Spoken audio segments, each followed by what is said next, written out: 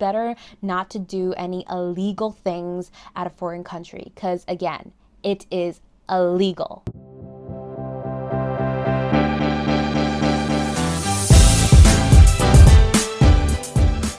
Hey guys, it's Angela here. Today I'll be going over 5 tips that I think you should think about when considering becoming an English teacher here in China.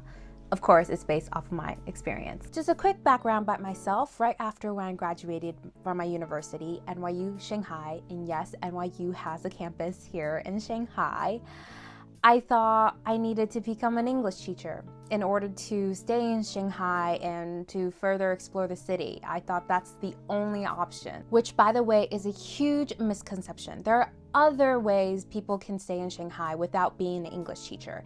And if you guys want to know these other jobs and positions, please like and subscribe this video and this channel, and I'll use that as a way to see if you guys want to hear more about those other jobs. Anyways, since I didn't know at the time on graduating, I got an offer and became an English teacher / curriculum development manager to this private English Academy center. And how I got that job was I used to tutor. I used to work as a part-time English teacher for them, and I became really close with the boss, at least in my eyes at that time. I can dive so deep into that whole experience, but let's just say, and maybe I'll do it in another storytime video, but let's just say it was an awful experience.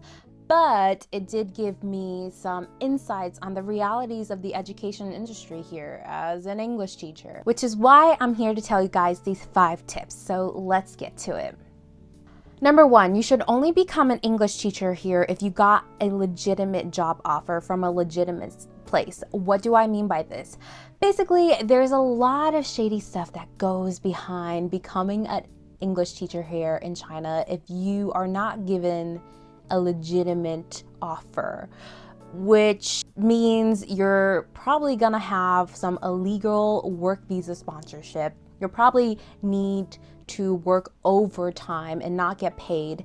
And there's some shady stuff regarding your salary as well, but you won't experience all that if you get a legitimate job offer here from a legitimate school. So my definition of a legitimate school comes in 2 ways. One, you have the private international schools, and the other, you have the public schools associated by the government. If you get an offer from a private international school, you will receive 1, nicer facilities, 2, classroom size, about 15 to 25 people, 3, a good compensation package, which I mean salary-wise. When I was doing my research, finding roles and positions in private international schools, the minimum annual salary I found was $50,000 annually, and it goes up from there. And you'll also have the other benefits, including housing allowance, flight allowance, a foreign medical insurance, which is very, very useful and helpful here if you are a foreigner in Shanghai. The con that I see going to a private international school is that you might have less time off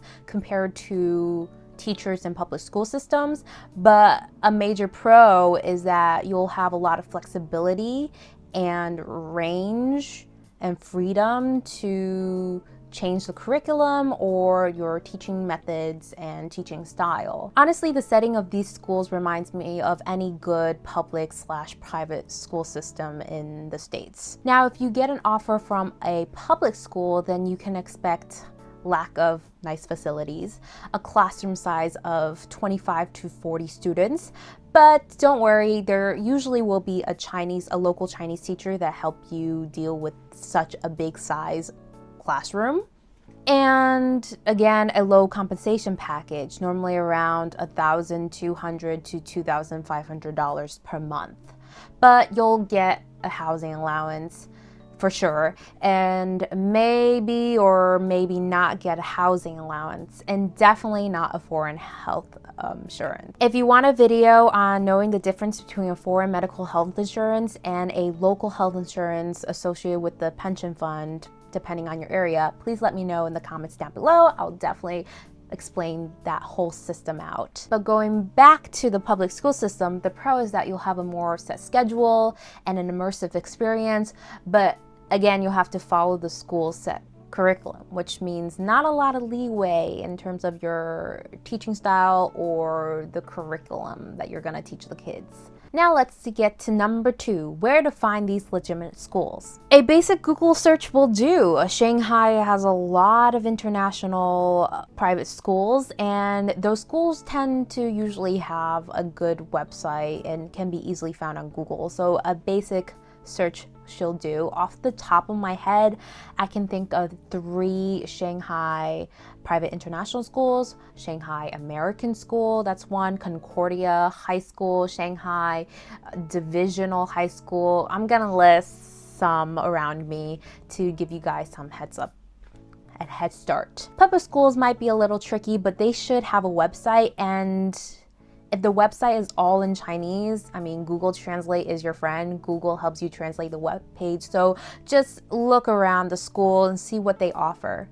Number 3, view this as a give and take relationship. What I mean by this is that if you want to go to a private international school, they will ask for higher requirements of you. What I mean by that is they'll expect you to have at least 2 years of teaching experience, have at least a bachelor's in teaching or one of the subjects that they're going to offer at their school, math, science, social studies, and it's a bonus point if you have a master's as well, and also a TEFL certificate. A TEFL certificate is a certificate that allows you to teach non-native individuals English. Now, if you aim for public schools, there will be some leniency with the requirements, since again, you're gonna be in return receiving a lower compensation package, but even in these schools, you are expected to have at least a bachelor's degree. Number 4, really ask yourself if you like kids. Don't go manipulating yourself into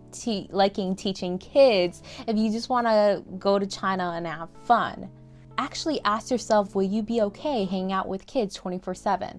Okay, I'm exaggerating that, but it really does feel like it.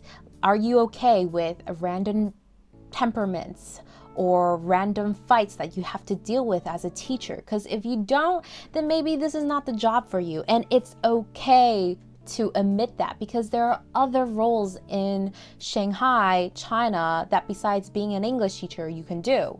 Lastly, number 5, you got to be highly adaptable, willing to try new things and take a challenge. Unless you know the language and the culture of China already, you will be receiving various culture shocks regarding the lifestyle and the educational industry here.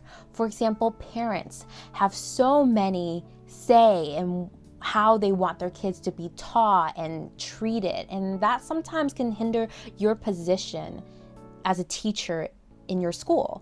But hey, it's the culture. Overall, take everything with a grain of salt. Teaching private schools in China is very appealing, and it's something foreign teachers aim to do, but be reminded that everything is not glitter and gold. Yes, private schools do offer a high compensation package, but everything comes with a price, aka parents pay a premium to send their kids to a very good school, so there will be higher demands for teachers. So there'll be higher demands on you. Finding yourself in long hours, excessive planning, meetings, and you will tend to feel overworked sometimes. On the other hand, you have the public school system, and you will need to expect getting paid low. And I don't see anything after that.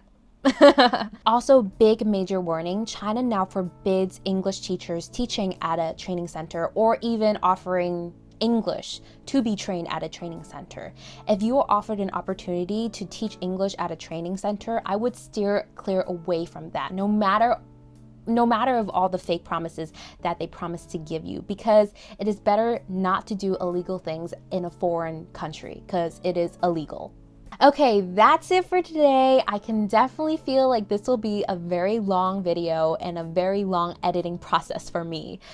Which it's okay, because as long as I'm giving you guys some genuine insights on the reality of things, then I'm doing my job. So yeah, that's it, and I'll see you guys next time. Bye!